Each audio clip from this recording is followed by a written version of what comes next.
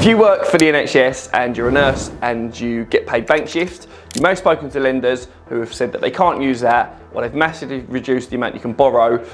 even though you can more than afford the mortgage with your bank shifts. My name's Anthony from Bulk Mortgages, and in this video I'm going to break down how nursing bank shift works when you're applying for a mortgage and how we can best utilise it to get the maximum amount of borrowing. So with you being a NHS worker, you get paid your basic salary, which is fine. Lenders use 100% of that. On top of that, you get shift enhancements, you get night shifts, you get overtime, you get location allowances, and not all lenders will use 100% of that. And going to a lender that doesn't use all of that may massively reduce the chances. So on top of your basic pay slips also being a bit out of the ordinary, one thing that lenders want to see a bit more proof on is if you work nursing banks. So if you've spoken to your bank already, or a broker that's not experienced in this, they may have explained to yourself that you can only use this if you've been doing it for 12 months, or they need to see your last 52 weeks pay slips, which will massively reduce the amount you can borrow when you're looking at applying for the mortgage.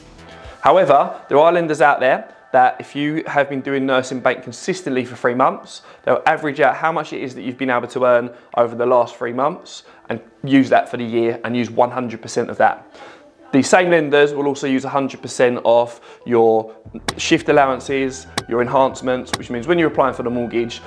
compared to a lender that won't use any of that and just use your basic, to a lender that will use all of your income, including your bank shift, the difference in how much you can borrow can be quite substantial. So if you're looking at applying for a mortgage and you are working for the NHS, rather than just deciding you're going to speak to your local bank who can get you disheartened, and we're saying this from experience after speaking to so many clients who have been declined because they can't borrow the amount they need for the property, they've had to settle for looking at buying flats based on advice from previous advisors and also banks. It's worth speaking to someone that's experienced with the NHS and has worked with them in the past, because it can make all the difference in you getting a dream home for your family compared to settling for something substandard, even though the income more than backs up that you can afford it.